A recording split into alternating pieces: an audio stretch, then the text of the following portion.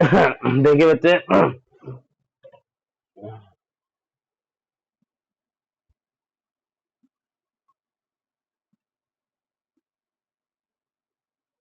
Last class में हमने कहाँ तक कर लिया था?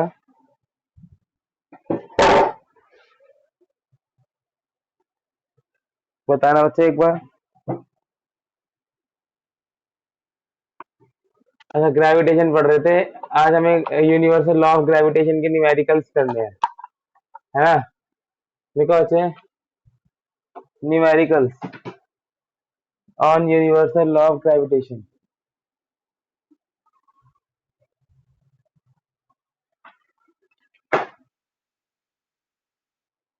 कैप्लर्स लॉ कटे हैं बस, बाकी कुछ बीच का कटा है जब जब आऊं पहुंच।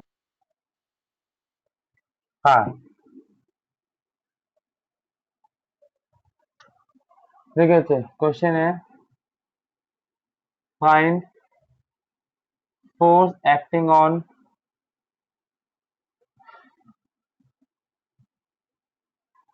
m naught mass at center of a triangle, of an equilateral triangle।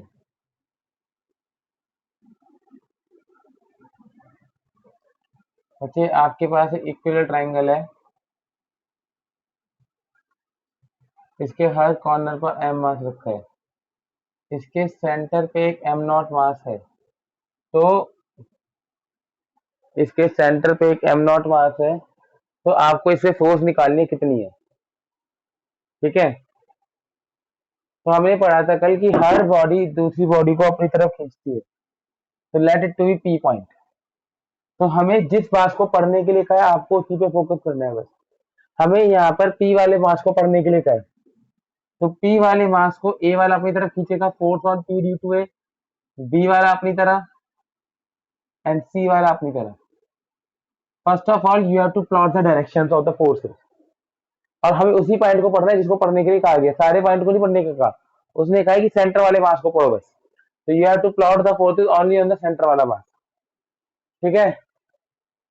Force on P due to A कितना हो जाएगा? G M one M two by, इन दोनों के बीच का डिस्टेंस कितना आ गया? एक्स। इक्वल ट्राइंगल है, सारे डिस्टेंस एक्स ही रहेंगे, क्योंकि फॉर्मूला क्या था? G M one M two by R square. R क्या था? दोनों बॉडी के सेंटर के बीच की दूरी। तो ए, इस बार इन दोनों के बीच की दूरी अगर मैं एक्स मान लेता हूँ, तो इन दोनों के बीच की दूरी भी एक्स है। यही वैल्यू एफ पी बी की आएगी, यही वैल्यू एफ पी सी की आएगी। Let it to be F, ये मैंने एफ एज्यूम कर दिया, क्योंकि तीनों का वैल्यू भी तीनों के बाद ही सेम है और तीनों का डिस्टेंस भी सेम है। तो अब तो ये क्वेश्चन वेक्टर का बचा बस, कि ए कैप ऊपर है, ए कैप इधर है, ए कैप इधर है, तीनों इक्वल इंक्लाइंड है, तो ये एंगल 120 डिग्री पर होगा, ठीक है? लेट वन टू थ्री, तो टू और थ्री का रिजल्टेंट कहाँ आएगा? नीचे की तरफ।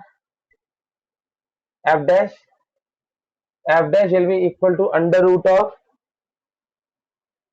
F square plus two F F cos 120। आपको पता है ना, vector A plus vector B का मैग्नीट्यूड क्या होता है? अंडर ए का स्क्वायर प्लस बी का square plus two A B cos theta. तो यहाँ पर आ जाएगा under root of F square plus two F square cos 120। Cos 120 होता है माइनस हाफ, तो ये आ जाएगा, नेट आंसर जीरो आ जाएगा। Two F square plus two F square cos 120 minus half, cos 120 minus half, two F square minus F square that is equal to F, ठीक है? मतलब अब इन दो, आपके पास एक एफ वन वाला एफ फोर तो ऊपर है, इन दोनों का रिजल्टेंट नीचे की तरफ आ रहा है एफ डैश, उसकी वैल्यू भी एफ है। अब ये दोनों इक्वल एंड अपोजिट है, ये दोनों कैंसिल हो जाएंगे, नेट फोर्स कितना हो जाएगा? जीरो।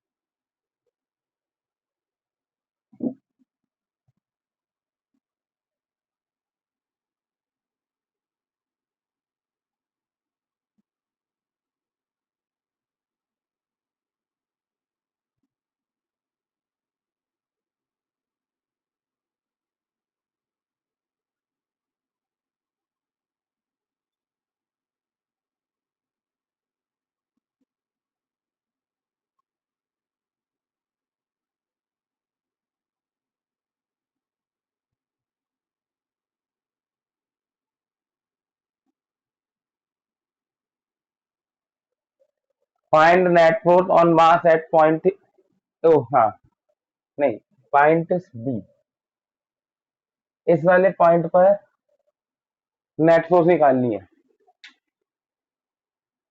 हरियर,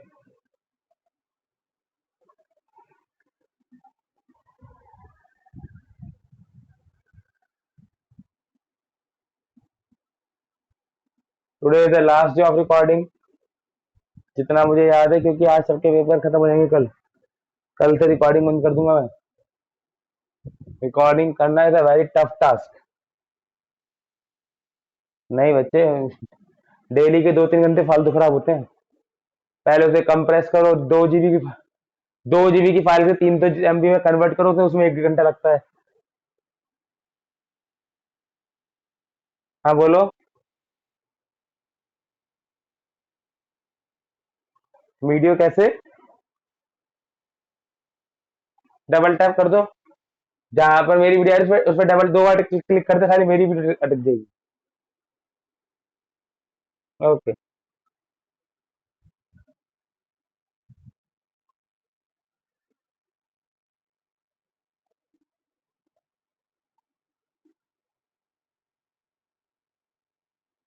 करो करो, कोई बात नहीं।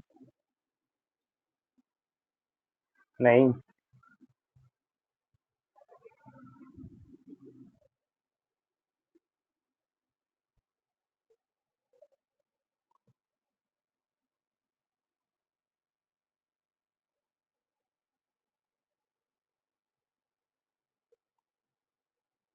अपने आप कर लो, कोई बात नहीं, हो जाएगा। ना हो तो मुझे बताना, मैं दोबारा कर दूंगा।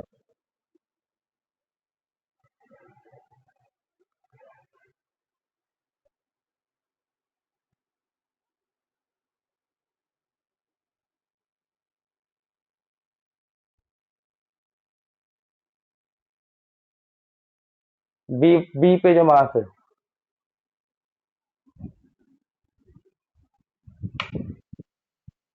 हाँ,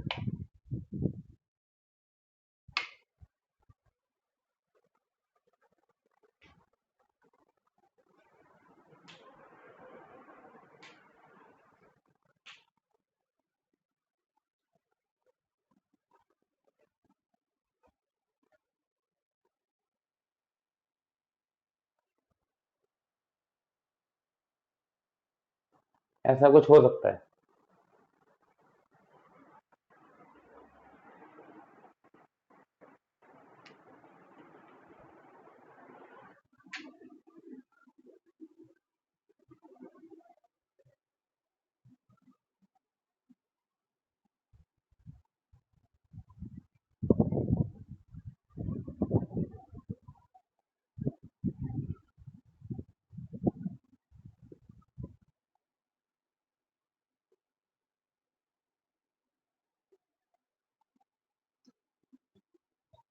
देखिए बच्चे,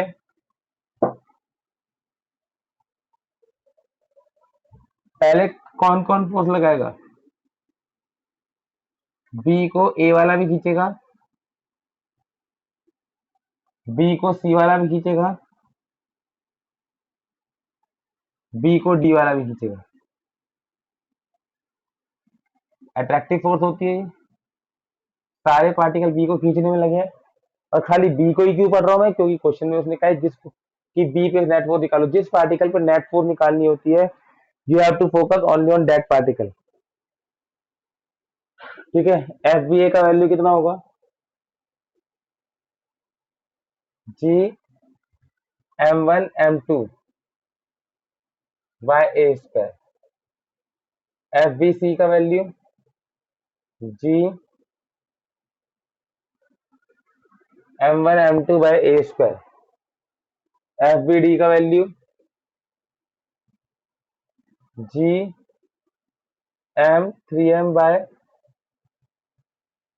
ये पाइथागोरस, क्योंकि एम ये एफ बी डी तो इन दोनों के बीच का है ना। जी m1 m2 बाय, इनके बीच का दूरी पाइथागोरस से a√2 आ जाएगा।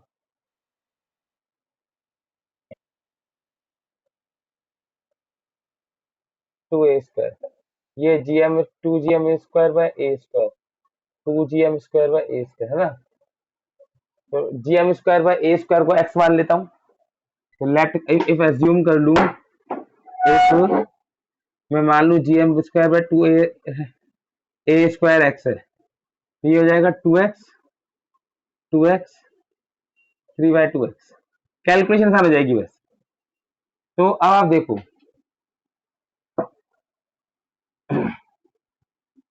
इस पॉइंट पर टू एक्स फोर्स इधर है, टू एक्स फोर्स इधर है, इसको फर्स्ट फोर्स, सेकेंड फोर्स और एक फोर्स ऐसे आ रही है, third force three by two X. Third force कितनी है? Three X by two. तीन फोर्स लग रही है बी वाले पॉइंट पर, two X three X by two. तो पहले दो को सॉल्व करो, दो का रिजल्टेंट निकालो, पहले दो का। Let F dash B the resultant of first and second force. Let F dash B resultant of first and third second force. तो एफ डैश का फॉर्मूला क्या हो जाएगा? Under root of two x का square plus A square plus B square plus two A B, two A B cos 90। One और two के बीच का एंगल कितना है बच्चे? 90। तो एफ डैश आ जाएगा under root of two into two x का square, two X root two. X क्या माना था मैंने? अभी सारी पढ़ा दो, टू एक्स रूट टू। अब बचा क्या बच्चे? वन और टू का रिजल्टेंट तो एफ डैश आ गया। अब आप देखेंगे बी पॉइंट पर एक एफ डैश इधर लग रहा है और एक थर्ड फोर्स लग रही थी, है ना? दो फोर्स लग रही है, तो नेट फोर्स आ जाएगा F dash plus third force plus, दोनों सेम डायरेक्शन में है ना। एफ डैश कितना है? Two X root two plus third force कितनी थी? Three X by two. LCM ले लो, ये आ जाएगा four X root two plus three, four X root two plus three X. यहाँ से एक्स कॉमन आ जाएगा, ये बचेगा, वो एक्स बाय टू कॉमन आ जाएगा, four root two plus three. X क्या था बच्चे? फोर एक्स बाय टू तो कॉमन निकाल दिया, खाली एक्स। तो ये बचेगा four root two plus three. X की वैल्यू क्या मानी थी मैंने? G M square by A square, four root two plus three at 45 degree with vertical. इसे अल्फा लिख लो, एट एंगल जो लिखना लास्ट में, विद वर्टिकल। अगर कोई वेक्टर क्वांटिटी है तो लास्ट में उसका डायरेक्शन जरूर बताना है। हाँ,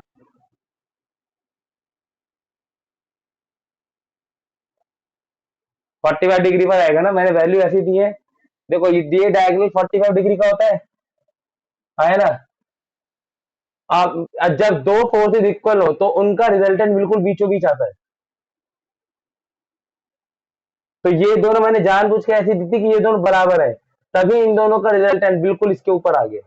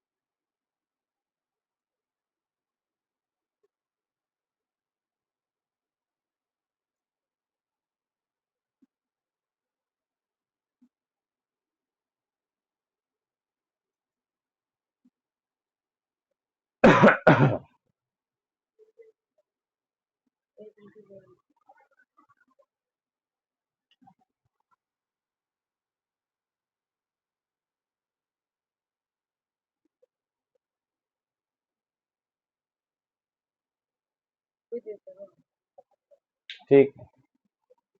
बच्चे वेक्टर लॉ ऑफ एडिशन तो फॉलो करना पड़ेगा ना। ठीक है, अगर आपको ये तरीका मुश्किल लग रहा है तो एक और आसान तरीका भी है भैया, आई कैप जे कैप पकड़ लो। हाँ भाई, हाँ, अगर आपको ये दिक्कत आ रही है तो जरूरी थोड़ी है उसने फोर्स का है, उसने ये थोड़ा का है, ऐसे निकाल के दिखाओ। आप आई कैप जे कैप की टर्म्स में आंसर लाओ। अगर आपको ये थोड़ा दिक्कत लग रहा है क्या हो रहा है, रिजल्टेंट रिजल्टेंट एंगल वैंगल की दिक्कत है, छोड़ दो एंगल, आप आ जाओ आई कैप जे कैप। आई कैप जे कैप में करोगे तो क्वेश्चन आसान है। देखिए बच्चे,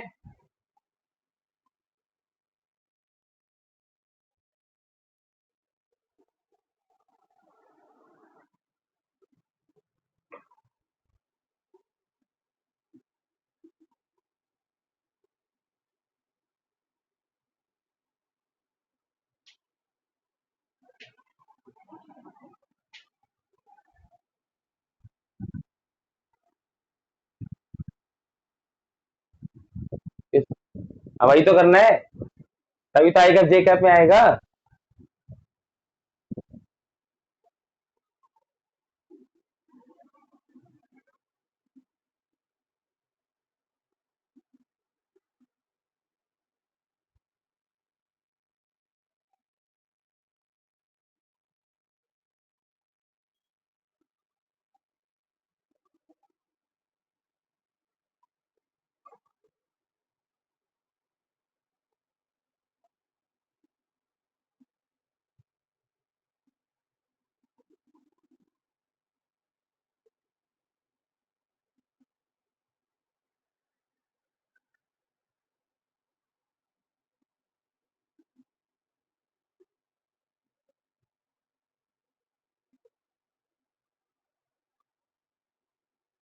देखो बच्चे, मैं रब कर रहा हूँ इसे दूसरे तरीके से बताता हूँ। देख बच्चे, ए है, बी था, सी था, डी था, 3m। देखो, बी वाला सी को अपनी तरफ खींच रहा है, F B C. Vector F B C को क्या लिख सकते हो आप, GM 2m by A square minus J cap, नीचे की तरफ है। वेक्टर बी वाला ए की तरफ खींच रहा है, एफ बी ए का वैल्यू कितना होगा, GM 2m by A square minus I cap. F B D का वैल्यू कितना होगा,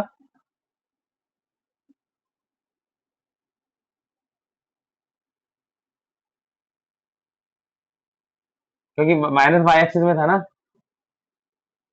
ये नेगेटिव एक्स एक्सिस में है, तो माइनस आई क्या है, एफ बी डी यहाँ पर आएगा। तो इसके दो कंपोनेंट कर दो, एक एफ बी डी कॉस 45 और एक एफ बी डी साइन 45, है ना। तो इसको आप लिख सकते हो F B D cos 45 minus I cap plus F B D sine 45 minus J cap. F B D की वैल्यू आएगी GM 3m बाय A√2 का स्क्वायर। ठीक है, कॉस 45 की value 1/√2 minus I cap plus GM 3m by A√2 का square 1/√2 minus J cap.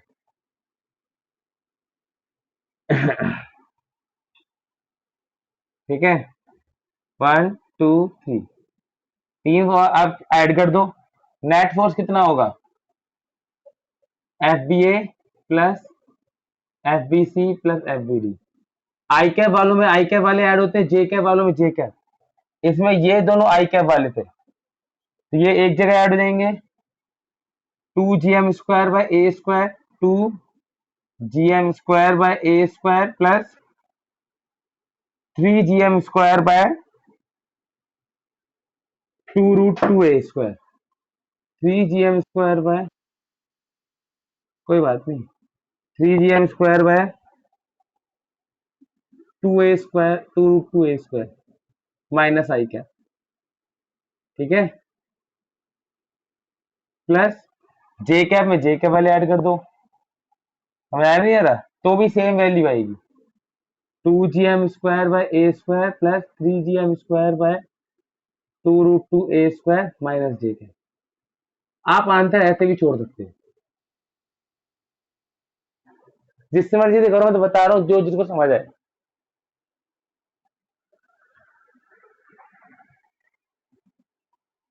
ये छोटा पड़ता है आई कैप जे कैप वाला, बस इतना है। हाँ हाँ,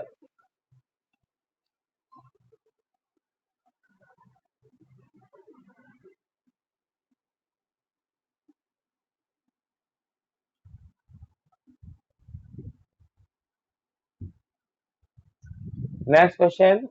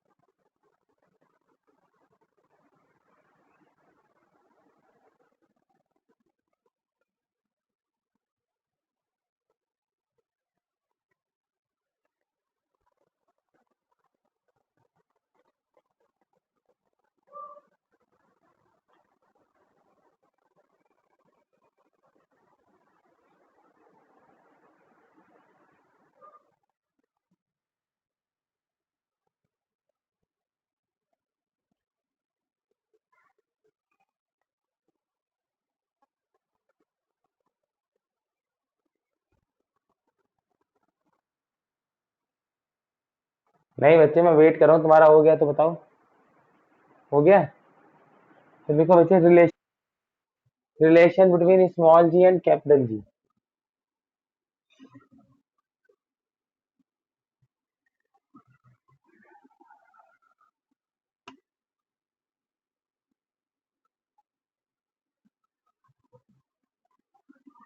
देखिए बच्चे, ये आपका अर्थ है, इसका रेडियस आर, यहाँ पर एक स्मॉल एम मास का ऑब्जेक्ट है, वो नीचे की तरफ जिस फोर्स से अट्रैक्ट होता है वो एम जी, ठीक है, पर एम जी कोई फोर्स नहीं है, फोर्स तो ग्रेविटेशनल फोर्स है ना, तो ये जो फोर्स है यही ग्रेविटेशनल फोर्स है। अगर मैं अर्थ का मास एम मान लूं और ऑब्जेक्ट का मास स्मॉल एम मान लूं, तो मुझे पता है कोई भी स्मॉल एम जो ऑब्जेक्ट होगा वो उसमें उसको अर्थ खींचते है gm1m2/r² फोर्स से, लेकिन उसी को हम एम जी मान लेते हैं। तो ये दो अलग अलग फोर्स नहीं है, एक ही फोर्स है। Gravitational force and gravity are one of the same force, ठीक है, दोनों सेम ही है। बस ग्रेविटेशनल फोर्स की वजह से कभी कभी अगर स्पीड हाई हो तो बॉडी गोल भी घूम सकती है, लेकिन ग्रेविटी की वजह से हमेशा बॉडी नीचे आती है।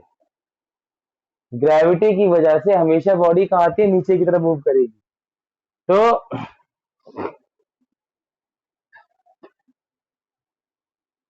अगर आप देखेंगे M G is equal to G M one M two by R square. Actually हमने क्या किया, ये G M by R square को स्मॉल जी कह दिया। वो G M one M two by R square ही है, लेकिन कैलकुलेशन को इजी करने के लिए हमने कैपिटल जी एम और आर को सॉल्व करके आंसर निकाल रखा है, वो 9.8 है। अगर आप इसमें कैपिटल जी की वैल्यू 6.67 10⁻11, मास ऑफ अर्थ होता है 9 पॉइंट, मास ऑफ अर्थ है 6 इंटू 10⁻24 kg। अगर आप इसमें वो पुट कर देंगे 6 into 10⁻24 kg, radius of earth है 6.4 इंटू 10⁻6 मीटर, 6.4 इंटू 10⁻6 मीटर का स्क्वायर। तो आप सॉल्व करके देख लें, 9.8 ही आएगा। G M one M two by R square में जो एम है वो मास ऑफ अर्थ है, वो तो फिक्स है, तो हमने जी हमेशा फिक्स रहेगा, capital G, capital M fix है, रेडियस ऑफ अर्थ भी फिक्स है, तो उसका वैल्यू कितना आता है 9.8। तो हमने उसको क्या नाम दिया, स्मॉल जी नाम दे दिया है। हमारी कैलकुलेशन इजी हो गई, अदरवाइज आपको हमेशा ही कैलकुलेशन करनी पड़ती। तो ग्रेविटी और gravitational force are one of the same thing. ठीक है, वो एक अलग बात है कि मून का जाके मास और रेडियस अलग हो गया, ठीक है, तो मून पे जाके ग्रेविटी अलग हो जाती है। Gravity at earth is, gravity at earth is 9.8 metre पर second square. Gravity of moon is, capital G तो फिक्स है, मास ऑफ रेडियस अलग है, 1/6 ऑफ ग्रेविटी एट अर्थ। लेकिन किसी भी सरफेस पर ग्रेविटी का फॉर्मूला यही रहता है, capital G mass of the that object into में रेडियस का स्क्वायर। ये हर चीज की ग्रेविटी है।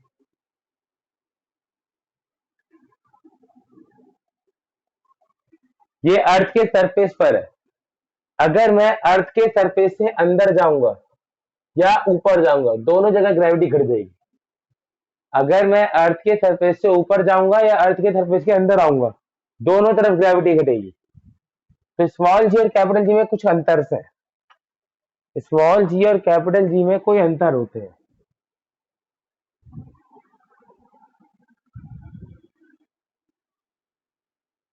हाँ, नहीं नहीं नहीं, दोनों पे घटती है। अभी हम वो करेंगे, वो नेक्स्ट टॉपिक वही है कि जी गहराई में जाने पे कैसे घटता है और ऊंचाई में जाने पे क्या क्यों घटता है, सब पढ़ना है। समझ आ रहा है नहीं आ रहा, ये अगला टॉपिक यही है, variation of G with height and depth.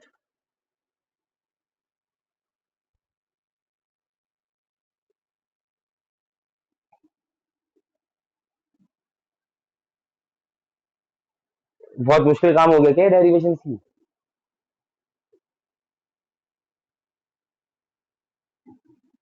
आएंगी। हाँ, क्या? हाँ, डेंसिटी ऑफ अर्थ है 5.5 इंटू 10⁻³ पर मीटर की, decreases down the depth surface. अगर मैं गहराई में, ऑलमोस्ट कांस्टेंट है, बट प्रैक्टिकली ये जैसे जैसे गहराइयों में जाते हैं अंदर, आपको बताया ना, कोर के अंदर मोल्टन स्टेट आ जाती है, लिक्विड कम भारी होता है सॉलिड से, ऑलमोस्ट कांस्टेंट है but actually decreases down the surface. Almost constant but actually decreases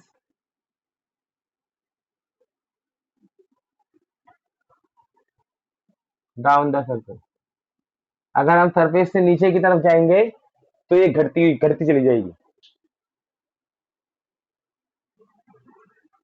small जी, ये एक वेक्टर क्वांटिटी है, ये स्केलर क्वांटिटी है। यस, क्या हो गया? नीचे मॉल्टन है भाई, क्या हो गया? नीचे या तो पानी है, मॉल्टन आयरन है भाई। ये जो सखत लैंड है, ये तो बहुत कम सरफेस तक है, 8-10 फुट नीचे तक, 40-50 फुट नीचे तक पानी आ जाता है। बोरिंग का पानी जो आता है, आया ना, बोरिंग कुएं का ट्यूबवेल का पानी वहीं से तो आता है।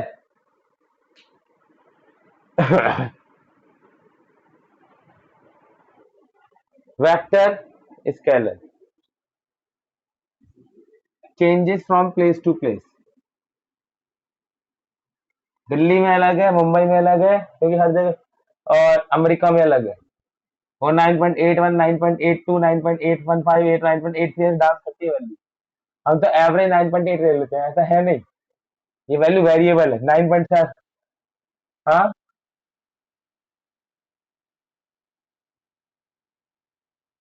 नहीं पढ़ा 9.8 ही है हर जगह, लेकिन हर जगह 9.8 है नहीं।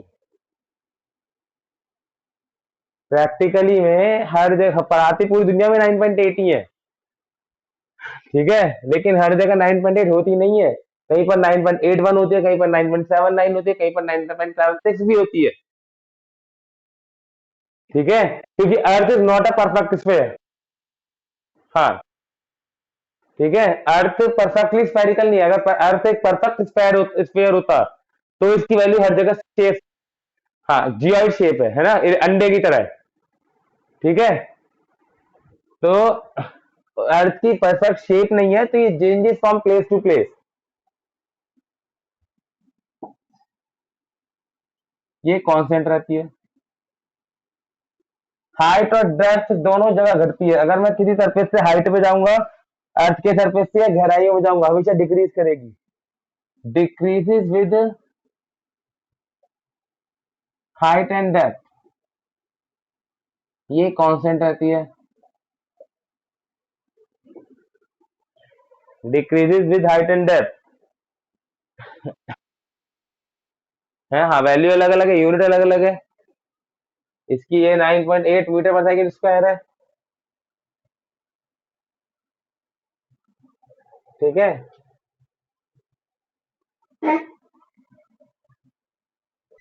इसकी 6.67 न्यूटन मीटर स्क्वायर पर केजी स्क्वायर है।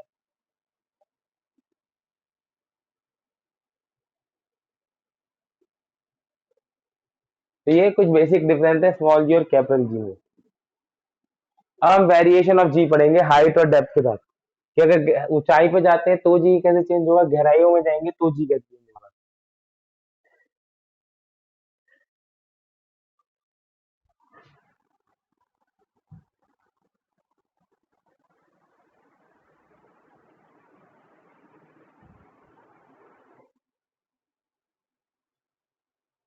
इससे पहले एक क्वेश्चन करो, डेरिवेशन से पहले। लगाना भूल गया क्या? कोई बात नहीं, चलता रहता है। फाइंड द, ये एच सी वर्मा का पहला एग्जांपल है।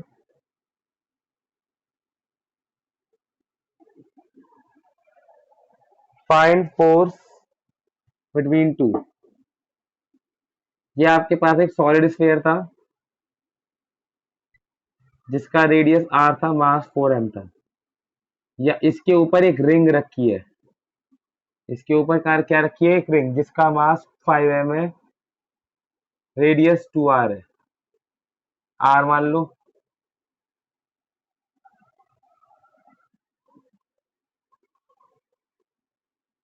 ये डिस्टेंस 4r है, नहीं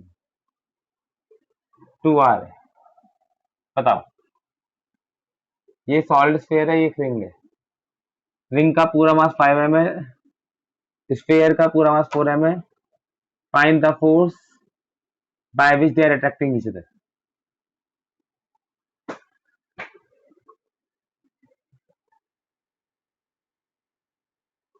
हाँ,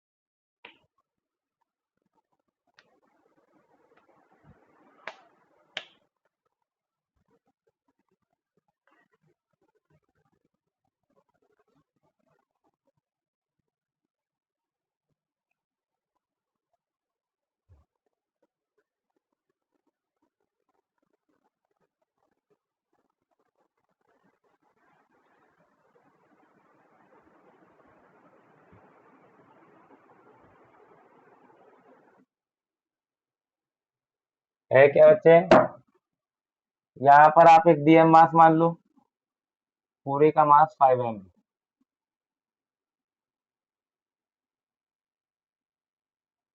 नहीं, आप इसका मास डीएम मान लो। ये इस स्फीयर को अट्रैक्ट कर रहा होगा कुछ डीएफ फोर्स से, ठीक है। ये इस स्फीयर को अट्रैक्ट कर रहा होगा इस डीएफ फोर्स से। इस डीएफ की वैल्यू कितनी होगी? जी m1 m2 बाय पाइथागोरस से दूरी कितनी आ जाएगी? 2 दूनी 4, r√5 आ रही है। मतलब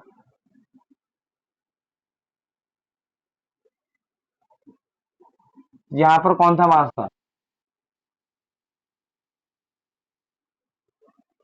हो गया।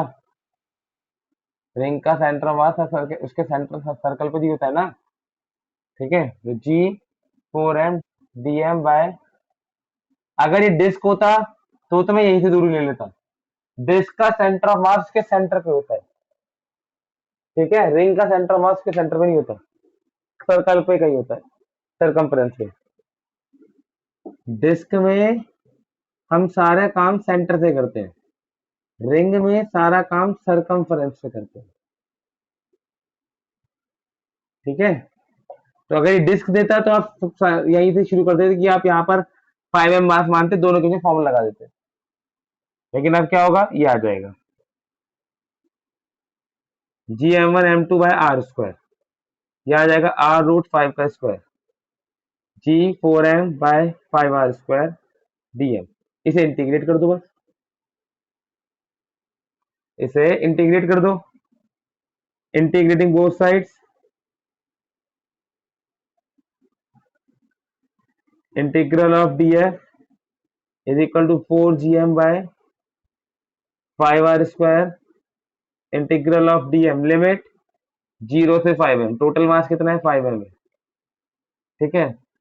4gm by 5r², integral of dm क्या होता है? m, 0 से 5m, यह आ जाएगा 4gm इंटू में 5m bye 5r², 4gm² bye r²। F आ जाएगा 4gm अपॉन में r²,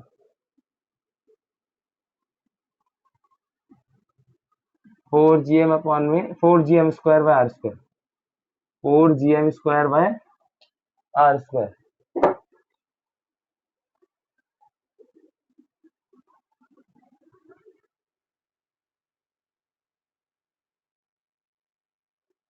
क्या?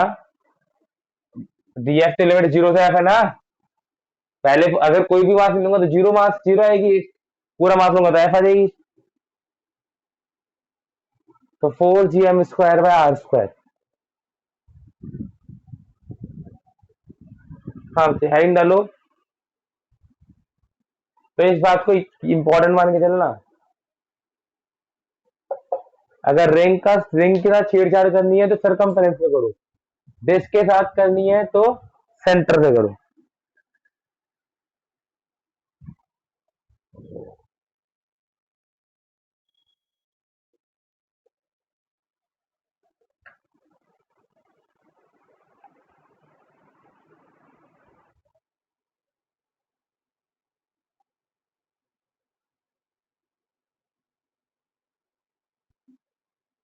देखो, variation of small g with height h above the surface, variation of small g with height h above the surface।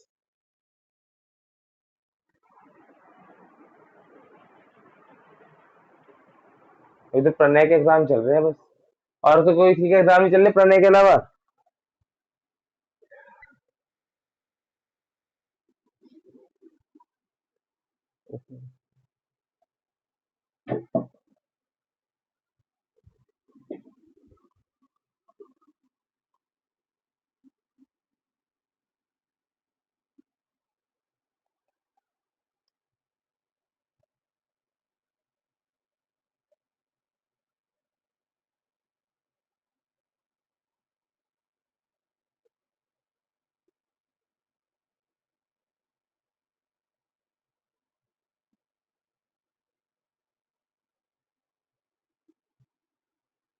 देखिए बच्चे,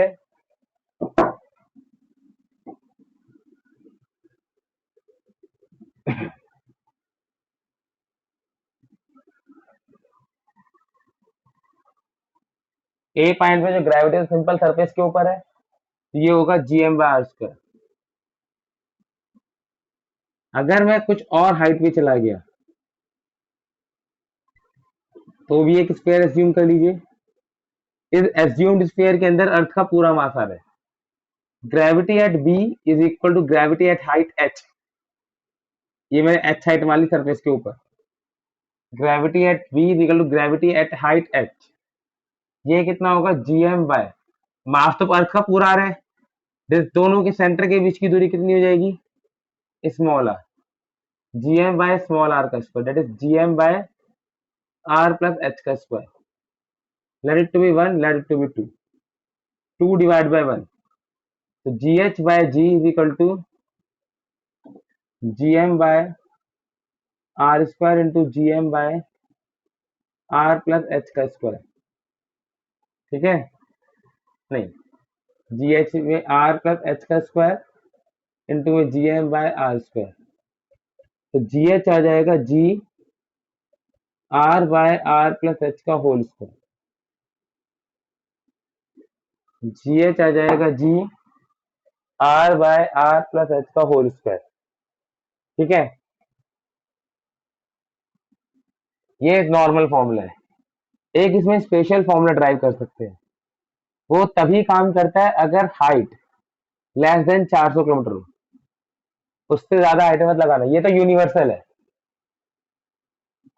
जितनी मर्जी height पे हो, 32,000 हो, 500 हो, जितनी मर्जी हाइट हो, ये हमेशा काम करेगा। एक इसका शॉर्ट छोटा फॉर्मूला भी आता है, that formula works only when the height is less than 400 kilometre. वो आप तभी कर सकते हो जब आपने बायनोमियल थ्योरम पढ़ा हो।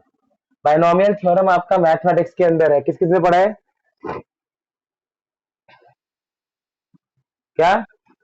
हाँ तो ठीक है वो, हाँ तो वो मेरे को लगाना भी नहीं है। ठीक है, हाँ, हम्म, देखो, आपके मैथमेटिक्स में जो बायनोमियल है, जो मैथमेटिक्स में बायनोमियल है, उसमें और नॉर्मल बायनोमियल में कौन सा बताता हूँ, वो लगती है x प्लस वाई की पावर n। हेयर n एक पॉजिटिव इंटीजर है, जो मैथमेटिक्स में नॉर्मली पढ़ते हैं। तो इसका आंसर होता है NC0 x की पावर n बाई r, ऐसा कुछ होता है, NCR x n वाई की। लेकिन हमें जो पढ़नी है उसे कहते हैं बायनोमियल थ्योरम फॉर इंडेक्सिंग। ये मैथमेटिक्स वाली नहीं है। बायनोमियल थ्योरम हमने जो पढ़नी है वो पढ़नी है x प्लस वाई की पावर n, 1 प्लस x की पावर n के लिए। ठीक है, ये क्या होती है, इसको लगाने की कंडीशन क्या है कि n या तो नेगेटिव इंटीजर हो या फ्रैक्शन में कोई भी वैल्यू, पॉजिटिव नेगेटिव कैसी भी चलेगी, पॉजिटिव हो या नेगेटिव हो। अगर अपॉन में 2/3 -2/3 तो कोई भी चलेगी, अदरवाइज नेगेटिव इंटीजर होना चाहिए, पॉजिटिव इंटीजर नहीं होना चाहिए। जो मैथमेटिक्स में बायनोमियल थ्योरम है वो केवल पॉजिटिव इंटीजर के लिए है। हमें जो पढ़नी है वो तब पढ़नी है जब पावर, जब पावर नेगेटिव है या फिर फ्रैक्शन में। ये पहली कंडीशन। दूसरा, एक्स की वैल्यू 1 और -1 के बीच की है, तभी लगेगी। इन दैट केस हम इसे 1 प्लस एन एक्स लिख सकते हैं। इन दैट केस हम इसे, हाँ बोलो।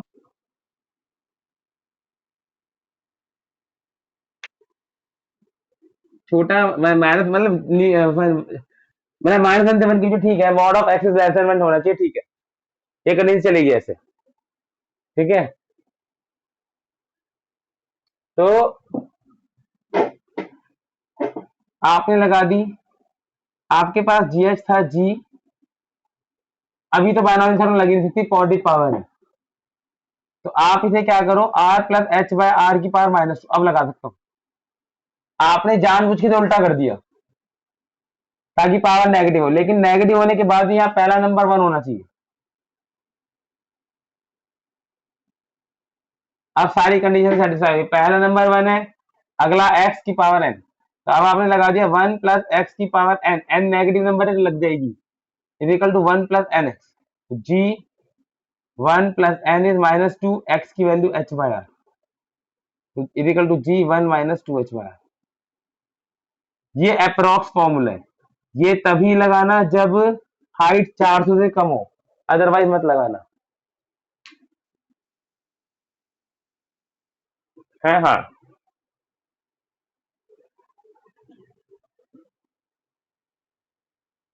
हाँ, तो टाइम टाइम तुम्हारे पास, करो 2 मिनट है।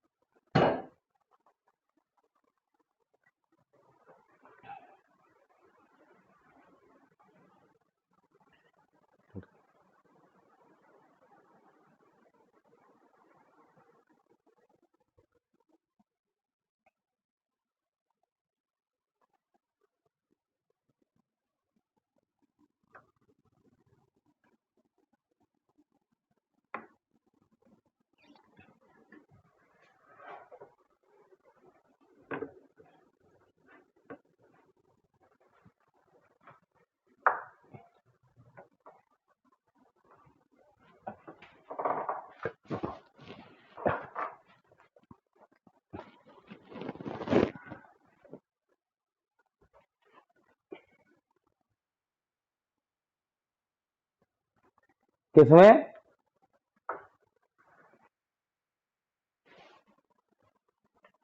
केड़ा जी?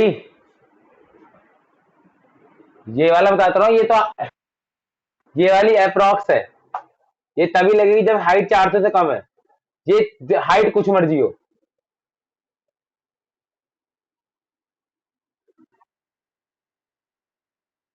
वो तो हमेशा यूज होगी।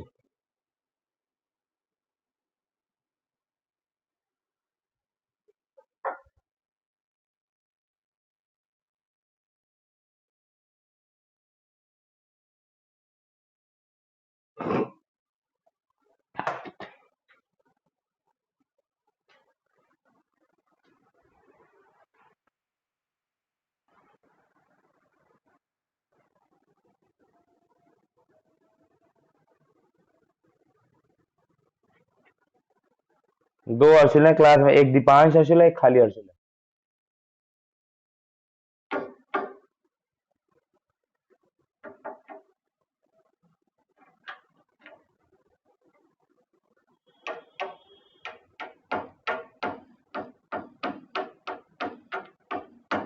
हो गया?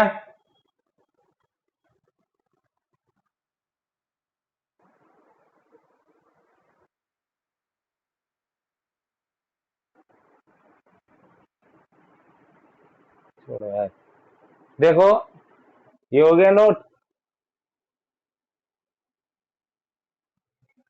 देखो question, what is the percentage change in gravity if earth shrinks to half of earth shrinks by 2% without changing mass? what is the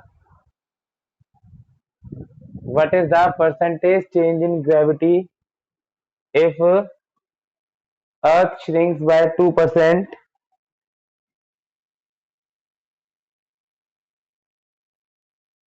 हम्म, नहीं, पावर 2 का है इसमें। वो तो ऊपर का एच वाई आर था वो तो। नहीं।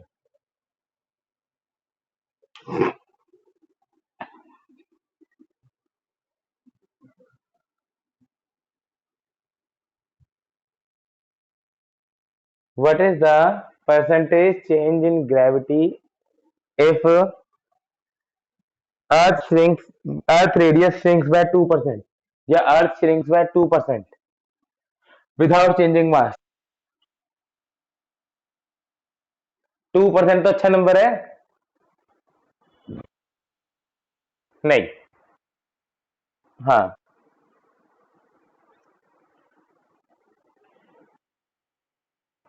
क्वेश्चन बहुत आसान है, तुम्हारी छोटी बुद्धि है।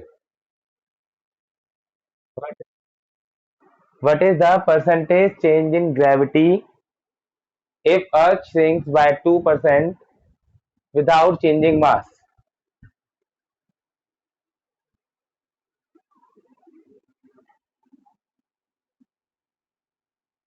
Hmm.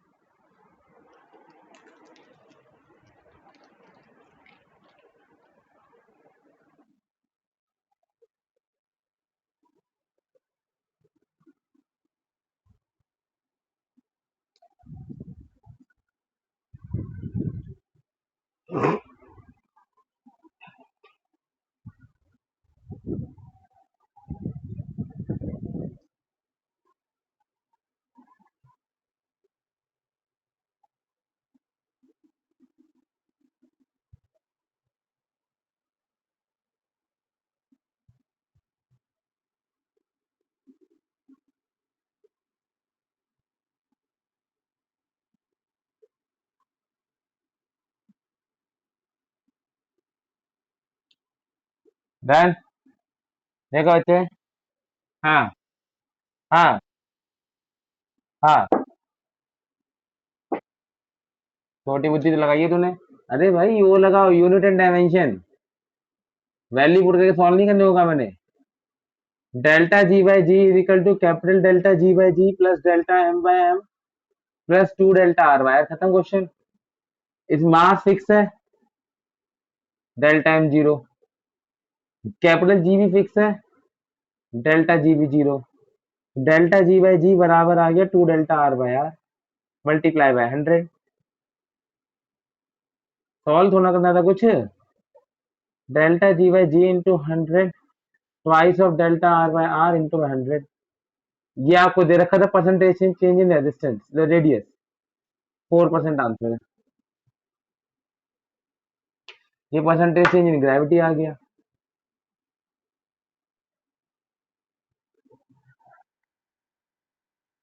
वो एक्चुअली 4 पॉइंट समथिंग है, इसने क्या करा होगा जी, इसने रेडियस को 100 माना होगा, फिर R2 को 102 मान लिया होगा, ऐसा कुछ किया होगा। यही क्या है, नहीं किया? तो हाँ मतलब वही।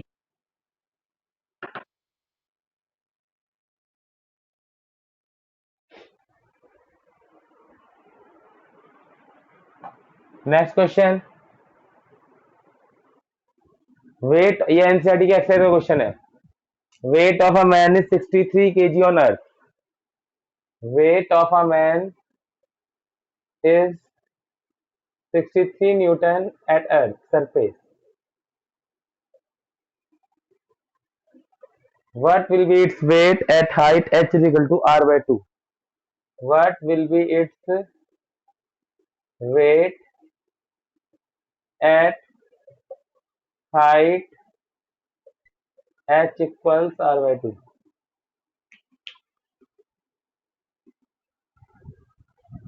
Above the surface.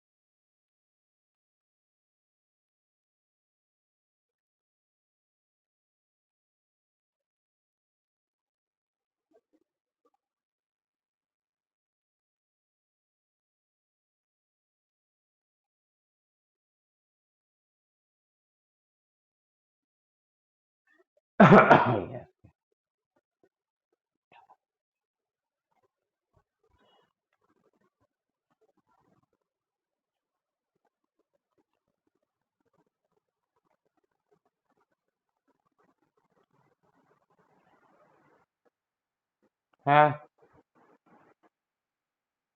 यस। देखिए बच्चे, ये अर्थ का रेडियस r है, h r by 2 है। ठीक है, तो approx formula will not work. Approx formula not work, क्योंकि अप्रॉक्स फॉर्मूला 400 से कम लगेगा, जबकि अर्थ का रेडियस 6400 किलोमीटर है। मतलब आधा हो गया 3200 किलोमीटर। तो हाइट बहुत ज्यादा है, 400 से कम, 400 से बहुत ज्यादा है। Approx formula not work. देखो, वेट एट सरफेस mg होगा, जो 63 की वन है। Weight at height m into में जी एच होगा। जी m इंटू में जी एच का फॉर्मूला क्या था, G R by R plus H का होल स्क्वायर।